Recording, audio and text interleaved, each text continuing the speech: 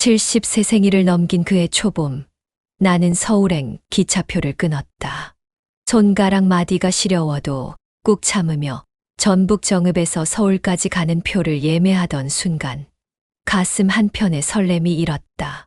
사람 사는 냄새가 그리웠다. 딸 지영이가 출장 간다 해도 사위와 손녀라도 볼 수 있을 테니. 그날 아침 꽃무늬 치마 저고리를 입고 머리도 단정히 빗었다. 병원 예약도 있고 딸 사위 손녀 얼굴도 좀 볼 겸이었으니까. 내가 아끼는 수수팥떡도 정성껏 쪄서 보자기에 쌌다. 그렇게 준비하는 내 모습이 거울에 비치던 순간 남편 병호가 생각났다. 영자야, 서울 가면 아이들 귀찮게 하지 말고 용건만 간단히 보고 오게. 자식들 부담 주면 안 되는 법이야. 벌써 11년 전 병호가 떠나기 전 항상 하던 말이었다. 그땐 그 말이 참 서운했는데 이제는 그 뜻을 조금 알 것도 같았다. 기차는 서울로 향했고 차창 밖으로 흐르는 풍경을 바라보며 나는 무거워지는 가슴을 달랬다. 요즘엔 딸 사위, 손녀 한 번 보기도 하늘의 별 따기보다 힘들었다. 명절에도 오지 않는 아이들이 어쩌면 내가 찾아가는 것도 부담스러워할지 모른다는 생각이 들었지만 그래도 기대감은 컸다. 서울역에 도착하자 북적이는 인파에 잠시 주눅이 들었다. 다들 바쁘게 움직였다. 김이 모락모락 나는 붕어빵 냄새가 코끝을 스쳤다. 문득 손녀가 어렸을 때 내 손을 잡고 붕어빵을 사달라며 졸라대던 기억이 떠올랐다. 그 시절이 불과 10년 전인데 왜 이리 오래된 이야기처럼 느껴질까? 사람들 참 많네. 혼잣말을 중얼거리며 지하철을 타고 강남으로 향했다. 지영이네 집은 번듯한 아파트 단지 안에 있었다. 3시간을 꼬박 달려온 나는 아파트 현관 앞에서 망설였다. 문득 내가 불청객이 된 것만 같은 느낌이 들었다. 하지만 이미 왔으니 돌아갈 수는 없었다. 초인종을 누르자 한참이 지나서야 문이 열렸다.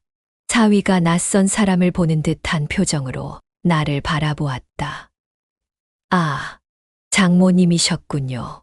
오늘 오신다는 연락은 못 받았는데 그의 목소리에서 당혹감이 묻어났다.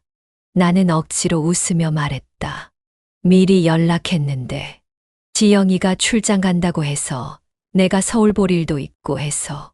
사위는 마지못해 문을 열어주었다. 들어서는 순간 집 안에 가득 낯설게 느껴지는 공기가 나를 맞이했다. 이곳은 분명 딸의 집이지만 어쩐지 내가 있을 자리는 아닌 것 같았다. 들어오세요. 민지는 방에 있어요. 민지는 내 손녀 이름이었다. 사위는 내 짐을 받아들지 않고 그저 거실을 가리키며 앉으라는 손짓만 했다.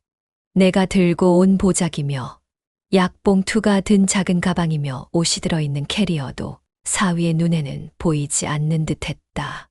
그래, 고마워. 지영이는 언제 돌아온대? 사흘 뒤에 온다고 했어요. 급한 출장이라. 사위는 말끝을 흐리며 자기 방으로 들어가 버렸다. 나는 덩그러니 거실에 혼자 남겨졌다. 이 넓은 집의 어딘가에 내 손녀가 있다는 생각에 작은 위안을 삼았다. 한참을 기다리다 물 한 잔 마시려고 부엌으로 향했다. 그때 손녀 민지의 방문이 열리고 그 아이가 나왔다. 20살이 된 손녀는 화려한 메이크업을 한 채 휴대폰을 보고 있었다. 그러다 고개를 들어 나를 보더니 그제야 내가 온 것을 알아챈 듯했다. 할머니, 언제 오셨어요? 나는 반가움에 다가가 안으려 했지만 손녀는 한 발 물러섰다. 방금 전에 왔어. 반갑다, 우리 손녀. 손녀는 어색하게 웃으며 대답했다. 네. 근데 오신다고 연락은 안 받았는데요? 또다시 같은 질문이었다. 나는 지영이에게 분명히 말했는데 가족들에게 제대로 전달되지 않은 모양이었다. 마음이 무거워졌지만 표현하지 않으려 애썼다. 할머니, 잠깐만요. 지금 라이브 방송 중이라. 손녀는 나를 지나쳐 자기 방으로 향했다. 그 순간 방 안에서 무언가 반짝이는 것이 보였다. 원형 조명과 카메라, 화려한 화장품들이 가득한 방이었다. 나도 모르게 방 안을 들여다보았다. 할머니, 제 화장대에 절대 손대지 말아주세요. 갑작스러운 손녀의 날카로운 목소리에 나는 움찔했다. 그저 문이 열려 있어서 잠깐 보기만 했을 뿐인데. 아니, 요즘은 이런 거 촬영용이에요. 치매 노인이 뭘 알아요? 요즘은 피부도 과학이에요. 그 말에 가슴이 퉁 하고 내려앉았다. 그렇게 또렷하게 내뱉는 말투, 싸늘한 눈빛, 입술을 삐죽이며 나를 내려보는 그 표정. 내가 그냥 거추장스러운 짐이라는 걸 그 순간 확실히 알았다. 손녀는 대학 다니면서 뷰티 크리에이터랍시고 SNS에 영상 올린다는데 눈빛부터가 날 무시했다. 할머니 같은 분들은 요양원 같은 데가 더 편하실 거요. 그 말을 들은 순간 내 심장이 멎는 듯 했다. 요양원, 나는 치매 환자도 아니고 거동이 불편한 것도 아닌데 딸이 출장이라 사흘만 머물다 갈 생각이었는데 이미 내쫓고 싶어 하는 눈치였다. 옆에서 말없이 앉아있던 사위는 뭘 했는 줄 아는가? 아무래도 장모님, 시골로 빨리 가시는 게 더 나을지도 모르겠어요. 저희 둘 다 예민해져서 신경 쓰시면 건강에도 안 좋고. 그 말을 듣는데 숨이 턱 막혔다. 하지만 꾹 참았다. 이 집을 차지하러 온 것도 아니고 위암 초기 증상 의심으로 큰 병원에 검사받으러 올라온 것이었다. 그 말을 꺼낼 용기조차 나지 않았다. 방으로 안내받은 곳은 창고처럼 쓰이던 작은 방이었다. 창문도 없이 답답했지만 그래도 내 몸 하나 누일 자리가 있다는 것에 감사해야 했다. 저녁이 되자 식탁에 덩그러니 놓인 건 전자레인지, 돌린 햇반 하나, 김치 몇 조각, 김 한 장. 손녀가 이렇게 말했다. 할머니는 탄수화물 좋아하시잖아요. 그걸로 충분하실 거예요. 그리고는 둘이서 옷 입고 나가더라. 저희는 저녁 약속 있어서 나갔다 올게요. 힐끗 한번 나를 보고는 현관문 닫고 나가버렸다. 그 철컥 소리. 그게 꼭 내가 쫓겨나는 소리처럼 들렸다. 거실엔 나 혼자였고 불 꺼진 주방에선 냉장고만 웅하고 울고 있었다. TV는 꺼져 있었고 무릎 위엔 식은 밥 한 공기, 김치 하나. 그때 속으로 이런 생각이 스치더라. 여긴 밥은 있어도 사람다운 사람은 없구나. 젊은 시절 내 손으로 딸 시집 보내며 내가 이렇게까지 무시당할 줄은 정말 꿈에도 몰랐다. 내 딸 지영이는, 그 아이는 얼마나 내 품에서 잘 자랐는지, 그 아이가 낳은 손녀에게서 이런 대접을 받을 줄이야. 계속해서 머리가 아파 서랍 속 진통제를 꺼내 먹었다.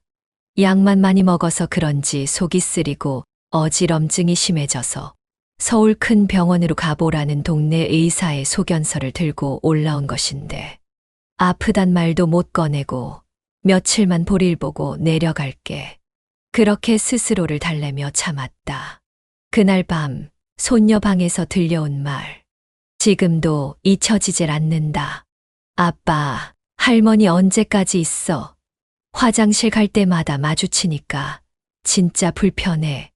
영상 촬영하다가 뭐라도 잘못 건드리면 영상 날아간다고. 그 말에 나 정말 방바닥에 주저앉을 뻔했다. 내가 그렇게 눈치가 없나 지금 여기에 왜 와 있는 거지? 아팠고 쉬고 싶었을 뿐인데.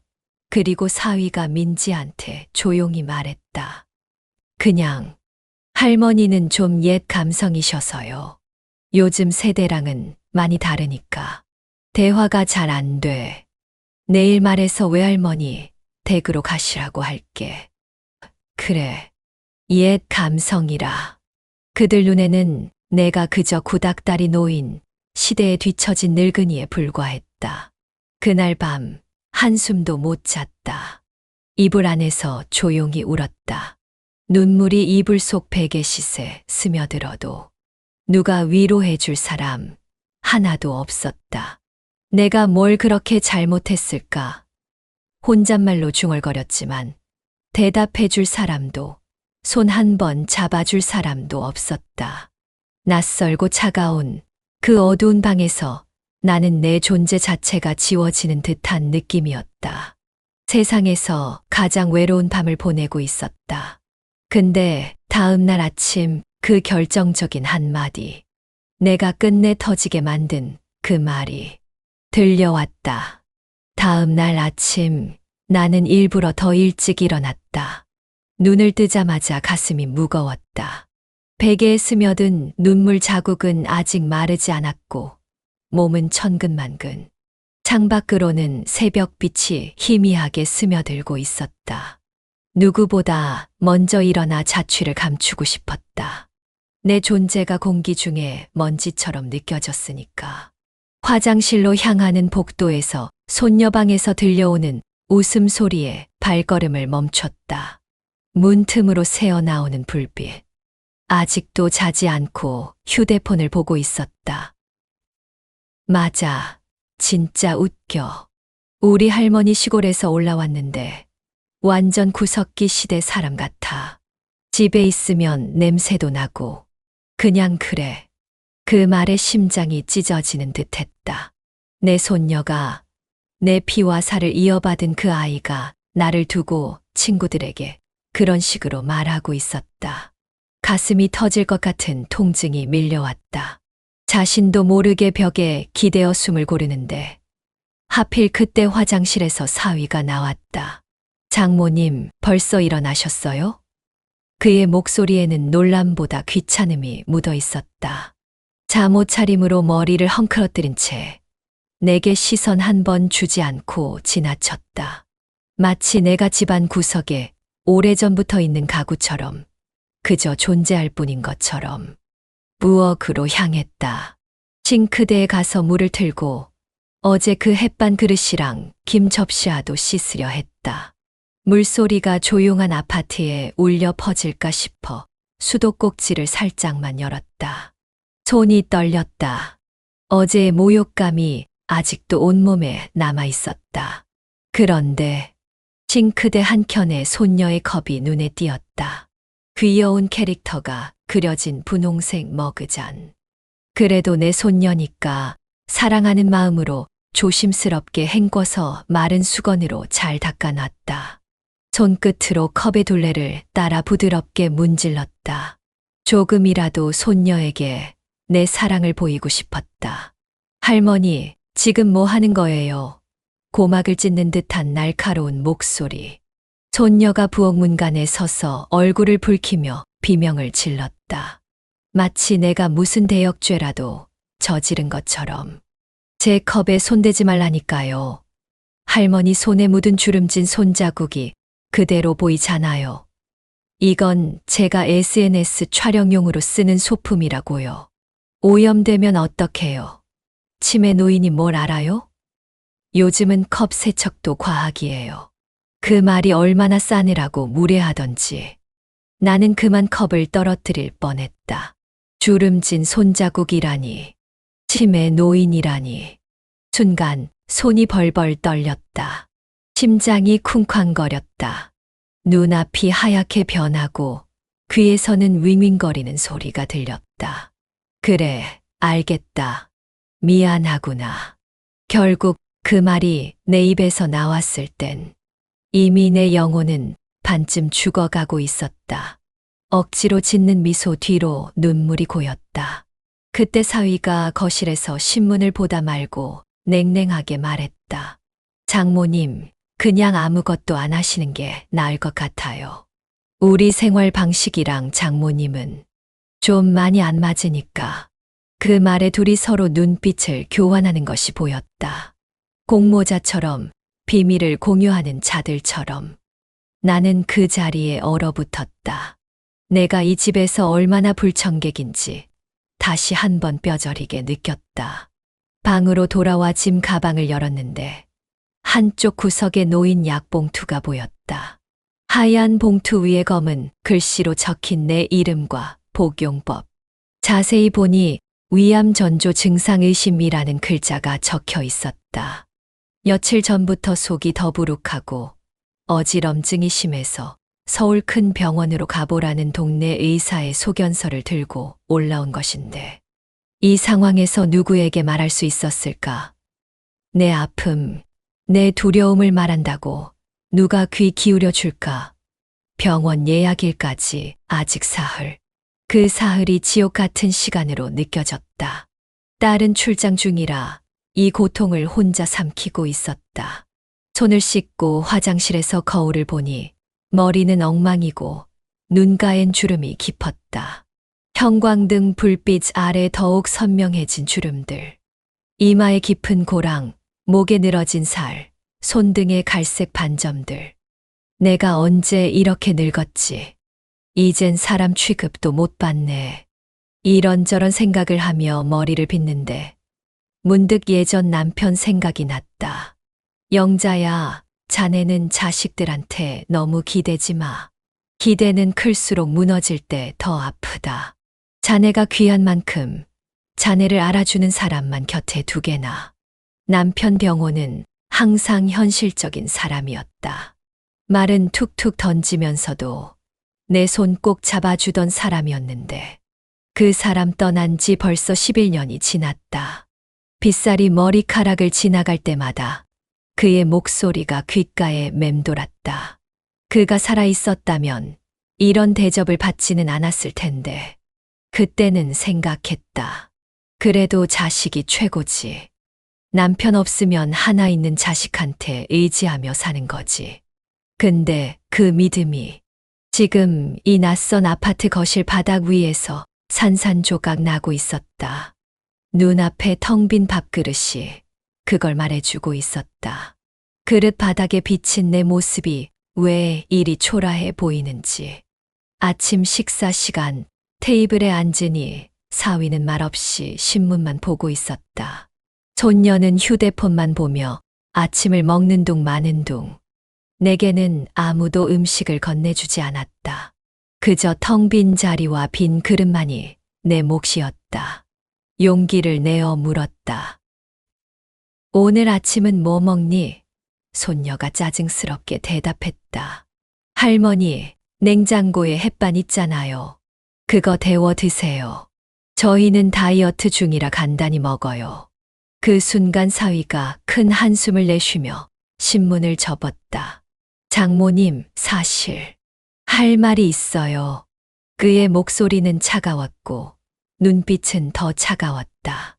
솔직히 장모님이 여기 계시는 게 좀 부담스러워요. 저희 생활 패턴도 다르고 공간도 좁고 특히 어머님 냄새가 좀 내 심장이 멎는 것 같았다. 말도 안 되는 소리였다. 나는 매일 아침 샤워를 했고 향수까지 뿌렸다. 그런데 냄새라니. 그것은 단지 핑계일 뿐 그들에게 내가 필요 없다는 냉혹한 메시지였다. 네, 할머니. 솔직히 제 친구들이 오는데 할머니가 계시면 좀 많이 불편해요. 우리 집은 작잖아요. 그리고 할머니 방은 제가 촬영실로 써야 하는데 손녀의 눈빛엔 어떤 미안함도 없었다. 오히려 짜증과 귀찮음만 가득했다. 어쩌면 이 아이는 내가 낳은 딸의 피를 이어받은 게 아닐지도 모른다는 생각까지 들었다. 그렇게 낯설고 차가운 존재였다. 할머니, 요즘 같은 세상에 그렇게 구닥다리로 살면 안 돼요. 혼자 사는 것도 능력이에요. 아니면 요양원 신청해 볼까요? 거기가 할머니 같은 분들한테는 더 편할 것 같은데. 요양원이라는 단어가 망치처럼 내 가슴을 내리쳤다. 내가 치매에 걸린 것도 아니고 거동이 불편한 것도 아닌데 그저 내 존재가 그들에게 짐이라는 사실이 분명해졌다. 사위가 덧붙였다. 아, 그리고 어머님. 집에서는 좀 작은 목소리로 말씀해 주세요. 벽이 얇아서 옆집에서 다 들려요. 그리고 밤에 화장실 가실 때 소리가 너무 커요. 순간 뺨을 맞은 것처럼 화끈거렸다. 어젯밤 갑자기 속이 아파 화장실을 몇 번 들락날락했던 것. 그게 죄였단 말인가. 아픈 것조차 숨겨야 하는 이 집에서 내가 할 수 있는 일이 과연 무엇일까? 그 순간 캐비닛 위에 놓인 액자가 눈에 들어왔다. 손녀의 대학 졸업식 사진. 그 옆에는 사위와 딸의 결혼식 사진. 그리고 내 손자의 돌잔치 사진. 모두 화목하게 웃고 있었다. 그 사진들 속에 나는 없었다. 단 한 장도 내 모습은 없었다. 그러다 문득 내 손가방에 꽂힌 작은 노트를 꺼내게 됐다. 오래된 가죽 표지가 손끝에 닿는 느낌이 익숙했다. 거기엔 남편이 살아있을 때 써줬던 말들이 적혀 있었다. 페이지를 넘기자 희미해진 잉크. 자국이 눈에 들어왔다. 정영자, 당신은 누구보다 씩씩하고 근본 있는 사람이다. 당신이 설거지하는 그 손, 우리 가정을 만든 손이야. 당신이 발걸음 하나하나가 이 세상에 의미를 남기는 거야. 잊지 마. 그 글귀를 읽는데, 가슴이 확 조여왔다. 눈시울이 뜨거워졌다. 그토록 사랑해주던 사람은 이제 없고, 내가 온 마음을 다해 키운 자식은 이제 다른 세계에 살고 있었다. 그 세계에는 나를 위한 자리가 없었다. 창문을 열어 바깥 공기를 들이마셨다. 차가운 도시의 공기가 폐부 깊숙이 스며들었다. 서울의 높은 빌딩들 사이로 햇살이 반짝였지만 그 빛은 나를 따뜻하게 하지 못했다. 그래, 내가 그렇게 무시당할 사람은 아니지. 그제야 마음속에서 무언가가 조금씩 꿈틀대기 시작했다. 바닥에 짓밟힌 자존심이 미세하게 일어나는 소리. 구부정했던 어깨가 조금씩 펴지는 느낌. 비록 주름진 얼굴에 눈물이 흐르고 있었지만 그 눈물 속에서도 작은 불씨가 피어나고 있었다. 그날 밤 사위가 한숨 쉬며 뭔가를 말하려는 것을 들었다.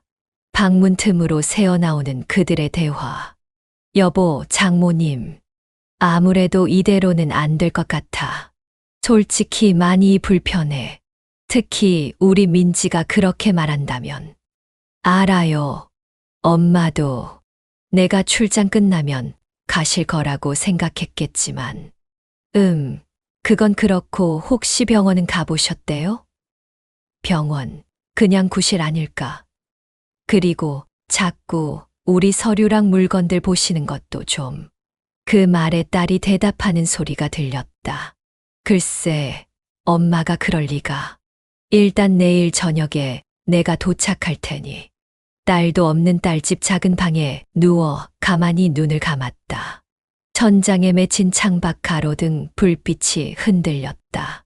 이 집에 며칠, 짐을 챙겨 나서려던 그 아침, 나는 잠시 거실 한가운데 멈춰 섰다.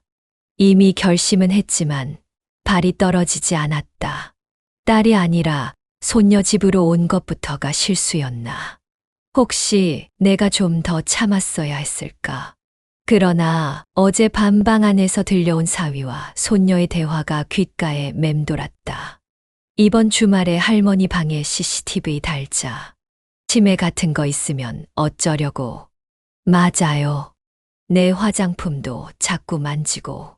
어제는 제 서랍까지 뒤졌더라고요. 싫어요, 진짜. 마치 내가 도둑이라도 된 것처럼 말하는 그들의 목소리.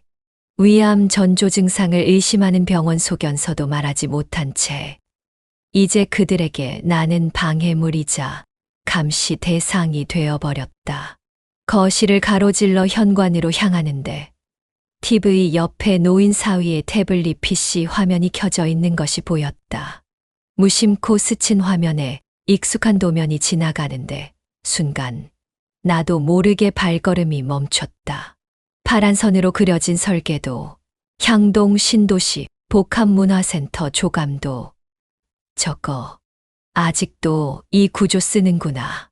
속으로 중얼거렸다. 그건 예전 내가 서울시 공공시설 기획팀에 있을 때 설계했던 복합문화센터 구조였다. 수십 년 전 내 손끝에서 탄생했던 그 선들, 밤새 머리를 싸매고 계산했던 하중분산 방식. 당시엔 여성으로서는 드물게 건축안전구조 부서 수석이었고 내 이름이 기술자문단 명단에 마지막으로 남겨진 해가 딱 20년 전이었다. 그 사실을 지금은 누구도 몰랐다. 남편만 알고 있었고 아이들에겐 늘 그냥 엄마 밥 해주는 사람이었으니까. 필요할 때만 엄마였고 나머지 시간엔 그저 주방과 세탁기 사이를 오가는 그림자 같은 존재였다. 장모님 뭐 보세요? 사위가 안방에서 나와 내 시선을 보고는 화들짝 놀라 태블릿 화면을 돌렸다. 그의 눈빛에는 경계와 의심이 가득했다. 마치 내가 무슨 기밀문서 라도 훔쳐보는 것처럼. 이거 회사 프로젝트인데 요즘 이런 구조 설계 이해하기 어려운데 장모님이 뭐 이런 쪽을 어떻게 아신다고요? 설마 제 태블릿 몰래 들여다보신 거예요? 그 말에 가슴이 철렁했다. 도둑처럼 취급하는 그 말투에 분노가 치밀었지만 억눌렀다. 그러나 50년 넘게 눌러 살아온 내 전문성이 불현듯 깨어났다. 그건 기둥이 아니라 하중 분산 콘크리트지.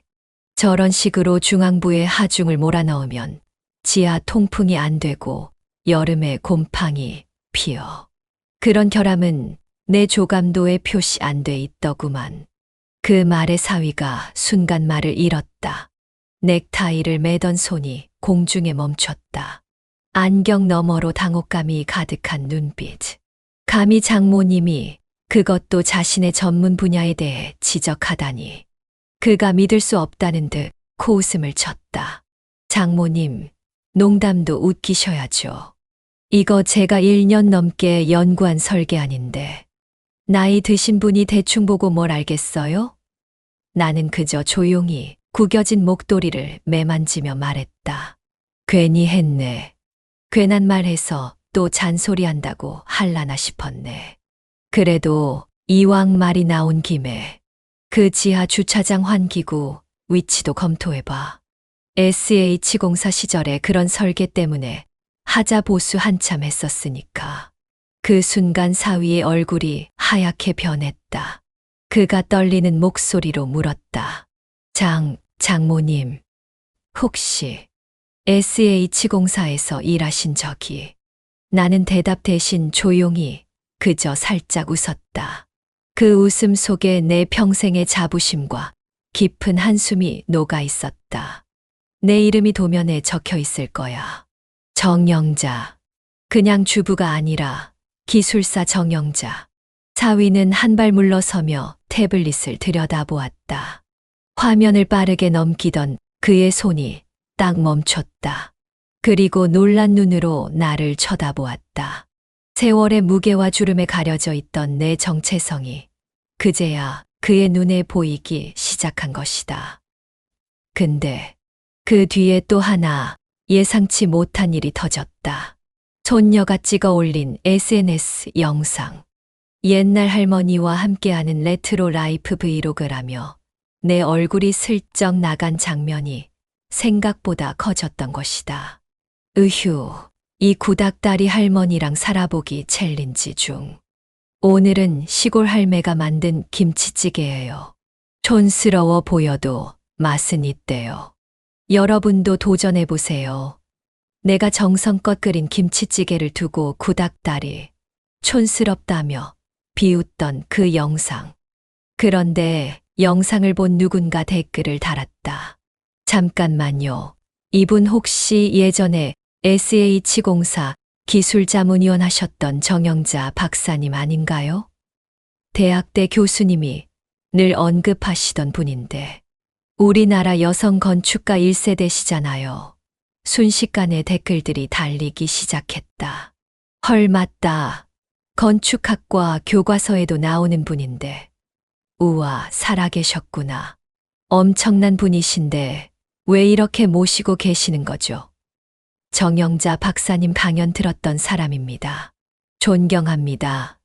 요즘 애들은 몰라도 우리 세대는 다 알죠. 우리 아파트도 박사님 자문 받아서 지은 거예요. 손녀의 영상은 순식간에 10만 조회수를 넘겼고 그 댓글들은 손녀에게 쏟아지는 비난으로 번졌다. 자기 할머니가 누구신지도 모르고 이런 태도라니. 저렇게 하대하는 거 보니 집안 분위기 심각하겠네요. 존경받아야 할 분을 조롱하다니 가족 교육이 안 된 것 같네요. 진짜 친가족 맞는가요? 그 영상, 사위도 봤고 손녀도 봤다. 손녀는 휴대폰을 던지다시피 내려놓고 당황한 얼굴로 방 안으로 들어가 버렸다. 사위는 내 앞에 조심스레 와서 어색하게 말을 붙였다. 장모님, 혹시 진짜 정 박사님이. 나는 대답하지 않았다. 지금까지 왜 아무 말씀 안 하셨어요? 사위의 목소리는 어딘가 낮아져 있었다. 그러나 그 안에는 진심 어린 후회보다는 자신의 체면이 구겨진 것에 대한 당혹감이 더 컸다. 손녀 방에서는 흐느끼는 소리가 들렸다. 친구들에게 창피당했다는 이유로. 그 질문에 나는 그제야 조용히 한마디 했다. 너무 오래 참았던 말이 천천히 흘러나왔다. 내가 말하면 믿었겠니? 밥은 잘하더라. 그 정도로만 보고 살던 사람이 말한다고 누가 듣긴 하겠니? 내가 서류 쓰던 손으로 김치 담그고 설계도 그리던 눈으로 빨래를 개고 회의하던 입으로 잔소리하는 늙은이. 그게 나야. 사위는 아무 말도 못했다. 그 옆에서 손녀도 고개만 숙이고 있었다. 세 사람 사이에 흐르는 무거운 침묵. 그 침묵 속에는 평생 누구에게도 인정받지 못했던 내 삶의 무게가 담겨 있었다. 아니, 진짜로 말이야. 내가 말할 기회라도 있었나? 밥상에 숟가락 놓을 때면 너희 둘 다 휴대폰만 보고 내가 말 꺼내면 시끄러워요라며 방으로 들어가고 어제는 내 방에 CCTV를 달자고 했지. 내가 뭐 도둑이라도 된다고. 내 목소리가 점점 떨리기 시작했다. 지금까지 참았던 서러움이 범람하는 강물처럼 솟구쳤다. 내가 평생을 살면서 가장 자랑스러웠던 시간들을 너희는 헌옷버리듯 무시했어. 내가 건축이란 말만 꺼내도 할머니는 그런 거 몰라요라며 비웃던 너희가 더 이상 말을 잇지 못했다. 목이 메었다. 캐리어 손잡이를 당기며 현관으로 나섰다. 그날따라 햇살이 유난히 눈부시더라. 서울의 먼지가 흩날리던 복도에서 나는 혼잣말로 중얼거렸다. 그래, 이젠 내가 누구였는지도 기억해낼 때가 됐나. 그때였다. 엘리베이터가 올라오는 소리가 띵 하고 울리더니 문이 열리는 순간 지영이 숨이 턱에 찬 얼굴로 복도에 들어섰다. 엄마. 나는 캐리어를 살짝 멈추며 뒤를 돌아봤다. 지영은 땀에 젖은 이마로 나를 똑바로 바라보다 단숨에 달려왔다. 그녀의 머리칼이 흩날리고 급하게 챙겨 입었는지 단추가 한 개 잘못 끼워져 있었다. 지금 어디 가시는 거예요? 무슨 일 있었어요? 엄마, 제발. 그녀의 목소리엔 당황과 불안, 그리고 죄책감이 섞여 있었다. 나는 조용히 눈길을 피하며 말했다. 이젠 그만 시골골 가려 한다. 서울 공기는 내 몸엔 안 맞는가 봐. 힘들어. 지영이 내 손을 잡았다. 그녀의 손은 따뜻했다. 어쩌면 이 도시에서 내가 느낀 유일한 온기였는지도 모른다. 엄마, 대체 무슨 일이 있었던 거예요? 영상 봤어요. 왜 그런 이야기를 지금? 아니, 왜 저한테도 한 번도 말씀 안 하셨어요? 엄마가 그런 대단한 분이셨다니. 나는 잠시 망설이다가 살짝 고개를 끄덕였다. 이제 와서 무슨 소용이란 말인가. 다 지나간 이야기인데. 하지만 그 순간간 그래도 딸에게만은 말해야겠다는 생각이 들었다. 내 사위는 내 방에 CCTV를 달자고 했고, 내 손녀는 나를 요양원 예약감이라고 하더라. 화장실 가는 소리도 너무 크다고, 화장실 가는 것도 눈치 봐야 한다고 난리더라. 지영의 얼굴이 창백해졌다. 이야기를 듣는 동안 그녀의 눈에서 하염없이 눈물이 흘러내렸다. 게다가 내가 위암 검사를 받으러 온 건데 말도 못 꺼냈어. 이 집에선 내가 아픈 것도 죄가 되니까. 딸은 깜짝 놀라며 엄마, 왜 진작 이야기 안 했어? 왜? 지영의 목소리가 떨렸다. 누구한테 말하겠니? 내가 출장 간다고 해서 며칠만 있으려고 했는데 이제 와서 뭐가 중요하겠니? 지영의 눈에서 뜨거운 눈물이 하염없이 흘러내렸다. 그리고 조용히 내 손에 쥐어진 캐리어 손잡이를 지영이 자기 손으로 덥석 감싸 쥐었다. 됐어요. 이건 이제 제가 끌게요. 나는 순간 멈칫했다. 그녀가 내 캐리어를 빼앗아 다시 복도로 돌리더니 현관 안으로 밀어 넣었다. 그리고는 안으로 들어가 문을 쾅 닫았다. 여봐요. 당신, 민지야, 이리 나와 보세요. 지금 당장. 지영의 목소리가 아파트를 진동시켰다. 그녀의 눈에서는 분노의 불꽃이 일었다. 손녀가 방문을 살짝 열고 나왔다. 눈이 불 어져 있었다. 엄마, 그게 아니라 당장 할머니께 무릎 꿇고 사과해. 지금, 당장. 지영의 목소리는 단호했다. 손녀는 어쩔 줄 몰라 서 있다가 떨리는 다리로 내 앞에 무릎을 꿇었다. 그때 사위도 들어와 고개를 숙였다. 장모님, 정말 죄송합니다. 저희가 너무 잘못했습니다. 너무 몰랐습니다. 그러나 나는 그들의 사과에 고개를 돌렸다. 어쩌면 이미 늦었는지도 모른다. 지영은 내 팔을 끌어안았다. 엄마, 이제 저와 함께 살아요. 회사 바쁜 일도 끝났고 출장 끝났으니까 우리 집으로 이사 오세요. 제발. 그녀의 목소리에 진심이 담겨 있었다. 하지만 내 마음은 이미 멀리 달아나 있었다. 이제 내가 있어요, 엄마. 이번엔 제가 엄마 곁에 있을게요. 그동안 얼마나 힘드셨어요. 그런데도 저희에게 한 번도 말씀 안 하시고 얼마나 외로우셨어요? 나는 결국 딸의 뜨거운 눈물에 조금씩 마음이 녹았다. 지영이 끌고 간 캐리어는 철컥 복도를 지나 조용히 돌아왔고 그 속엔 내 서러움도 함께 굴러들어간 기분이었다. 엄마의 이야기. 우리 모두 듣고 싶어요. 엄마가 어떤 건물을 설계하셨는지, 어떤 꿈을 가지고 계셨는지. 너무 늦었지만 이제라도 알고 싶어요. 잠시 침묵의 시간이 지나갔다. 나는 문득 깨달았다. 내가 지금까지 인정받지 못했던 것은 어쩌면 내가 스스로를 충분히 드러내지 않았기 때문일지도 모른다는 것을. 그래, 이제부턴 내 이야기를 할 때인가 보구나. 그렇게 말하며 나는 생애 처음으로 내 자랑스러운 과거를 소리내어 말하기 시작했다. 목소리는 담담했지만 그 안에 담긴 무게는 결코 가볍지 않았다. 내가 말하면 믿었겠어. 밥은 잘하더라. 그 정도로만 보고 살던 사람이 말한다고 누가 듣긴 해. 잠시 침묵이 흐르고 나는 창밖을 바라보며 말을 이었다. 사람들은 노인의 말을 들으려 하지 않아. 어디 가서 내가 예전에는 하고 말을 꺼내면 모두 지루해하는 표정으로 휴대폰만 보지. 자식들도 마찬가지야. 내가 얼마나 많은 식탁에서 혼자 밥을 먹었는지 아나? 얼마나 많은 대화가 중간에 끊겼는지. 나이 든다는 건 점점 투명 인간이 되어가는 거야.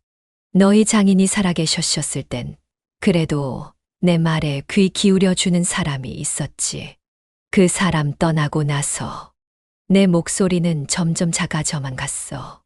사위의 얼굴이 붉어졌다. 처음으로 그의 눈에서 진정한 부끄러움이 보였다. 사위는 아무 말도 못했다. 그 옆에서 손녀도 고개만 숙이고 있었다. 둘 다 방바닥만 쳐다보는 동안 비로소 내 키가 그들보다 커진 것 같은 느낌이 들었다. 그런 후지 봉기가 조금 바뀌었다. 하지만 내 마음은 이미 떠나 있었다. 딸 지영의 강력한 개입으로 며칠이 지났다. 표면적으로는 가족의 평화가 돌아온 듯 했지만 집 안의 공기는 여전히 무거웠다. 마치 폭풍 전의 고요함처럼. 그날 아침 거실에서 무언가 부스럭거리는 소리에 눈을 떴다. 혹시나 하는 마음에 문을 살짝 열어보니 사위가 내 짐 가방을 뒤지고 있었다. 가방 옆에는 내 서류 파일이 널브러져 있었고 그는 서둘러 서류들을 훑어보고 있었다. 뭐 하는 거야? 내 목소리에 사위는 화들짝 놀라 뒤를 돌아봤다. 그의 손에는 내가 간직하던 SH공사 시절 자문위원 임명장이 들려 있었다. 아, 장모님. 그게 이거 진짜인가 확인하려고. 그 순간 내 가슴 속에서 무언가 뜨겁게 타오르는 것을 느꼈다. 이제는 그냥 참을 수 없었다. 내 물건에 손대지 마. 남의 물건을 허락도 없이 뭐 하는 짓이야? 사위의 얼굴이 순간 창백해졌다. 그러나 곧 자세를 바로 하고 오히려 목소리를 높였다. 장모님, 저희 집에서 지내시는 거 아닙니까? 혹시 뭐 위험한 거라도 있을까 봐. 위험? 나는 코웃음을 쳤다. 이 사람은 정말 철저하게 나를 골칫거리 노인으로만 보고 있었다. SH공사 자문위원이 뭐가 위험한지. 아, 혹시 내 서류가 자네 프로젝트에 도움이 될까 봐 그런 건가? 그럴 거면 당당하게 물어봐야지. 그 말에 사위의 표정이 굳어졌다. 말문이 막힌 듯했다. 그때 뒤에서 지영의 목소리가 들렸다. 여보, 도대체 뭐 하는 거예요? 지영은 내 짐 가방이 열려 있는 것을 보고 얼굴이 하얗게 변했다. 사위는 갑자기 쩔쩔매기 시작했다. 아니, 그게 장모님 서류가. 지영은 들고 있던 커피잔을 테이블 위에 쾅 내려놓았다. 우리 엄마 사생활을 뒤지다니. 당신 정말 사람 됨됨이가 이래요? 얼마 전에는 CCTV 달자더니 이젠 이런 짓까지. 사위는 급하게 변명했다. 여보, 진정해. 나 그냥 확인만 해본 거야. 어제 회사에서 모두가 장모님 이야기를 하더라고. 정말 그분이 맞는지 물어보고고. 그래서 허락도 없이 장모님 물건을 뒤졌어. 지영의 분노가 폭발했다. 평소 온화하던 딸의 모습은 찾아볼 수 없었다. 그때 민지가 방에서 나왔다. 여전히 퉁명스러운 표정이었다. 엄마, 뭐 이렇게 아침부터 시끄러워요. 제가 아직 영상 편집 중인데. 지영은 분노로 가득 찬 눈으로 딸을 쳐다봤다. 너도 할머니에 대해 올린 그 영상 지웠니? 민지는 눈을 껌뻑였다. 아, 그거요? 인스타에서 반응 너무 좋은데 왜요? 지금, 당장, 다 내려. 지영의 목소리는 얼음장같이 차가웠다. 손녀는 엄마의 그런 모습에 당황한 듯 했다. 엄마, 왜 그래요? 그냥 재미로 올린 건데. 재미, 할머니를 구경거리로 만든 게 재미야? 너희 세대는 그게 재미니? 손녀는 입술을 비죽 내밀며 대꾸했다.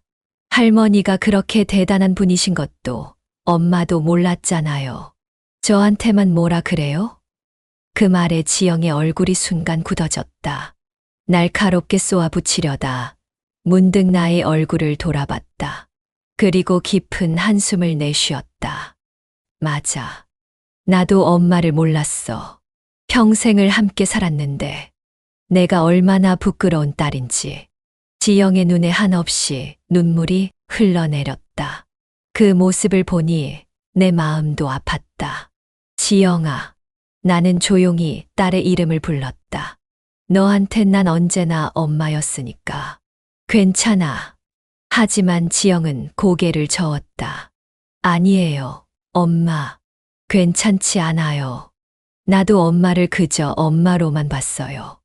엄마가 어떤 꿈을 가졌었는지, 어떤 자부심으로 살아오셨는지 한 번도 물어본 적 없었어요. 지영은 갑자기 결심한 듯 손녀에게 말했다.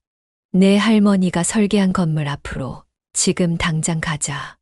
너희 아빠도 같이. 손녀는 당황한 듯 했다. 지금요? 저 오늘 친구들이랑 약속 있는데 취소해. 단 한마디. 지영의 단호한 목소리에 더 이상 반박할 수 없었다. 그렇게 우리는 모두 차에 올랐다. 나는 뒷좌석에 앉아 창밖으로 흐르는 서울의 풍경을 바라보았다. 내 인생의 절반이 이 도시에 새겨져 있었다. 그건 누구도 모르는 오직 나만의 비밀지도 같은 것이었다. 차가 향한 곳은 내가 마지막으로 설계에 참여했던 복합문화센터였다.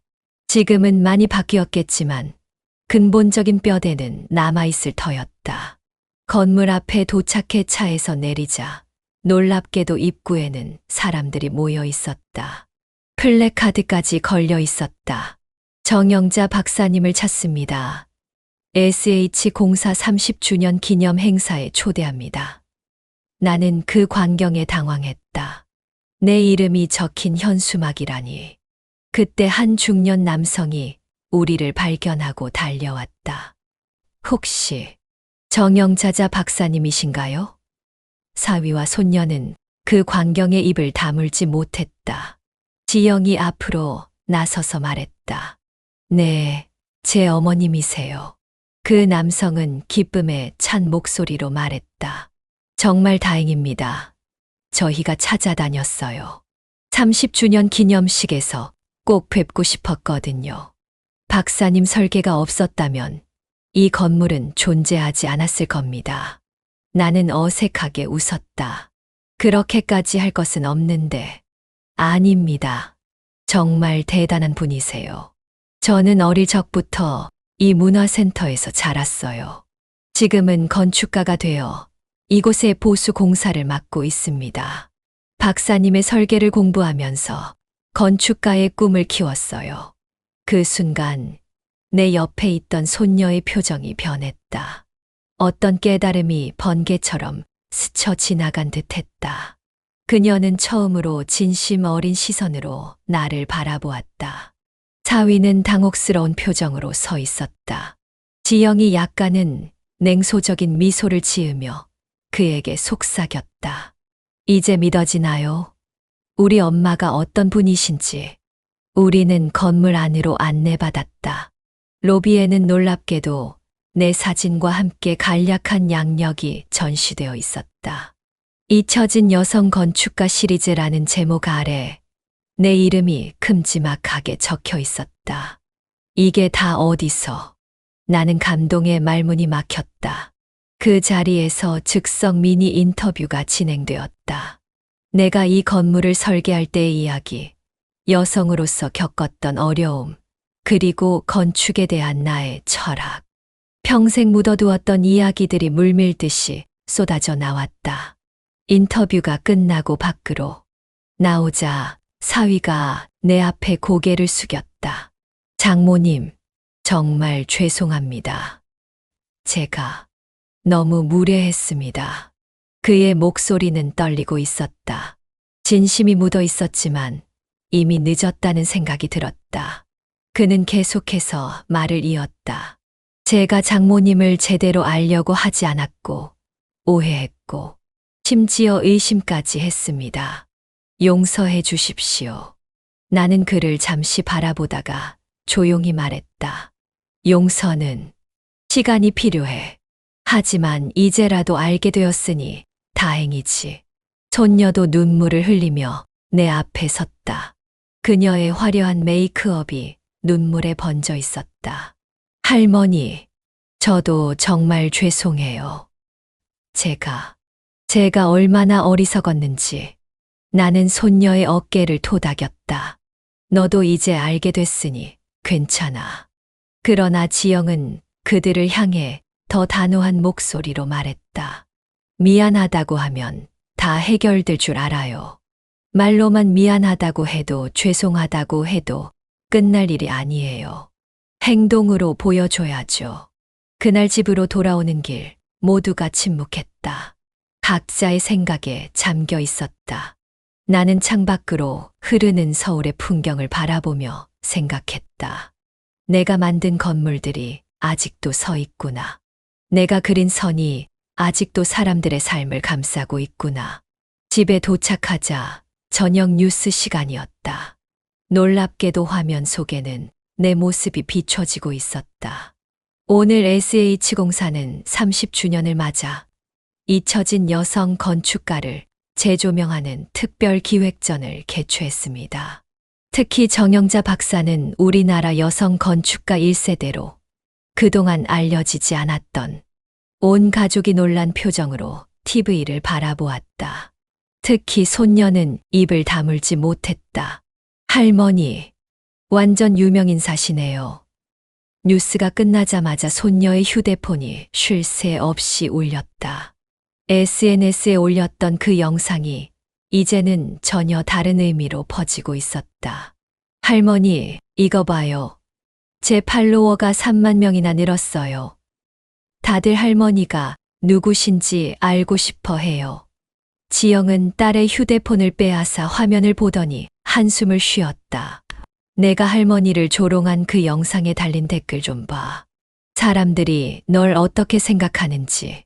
손녀는 댓글을 읽다가 얼굴이 창백해졌다.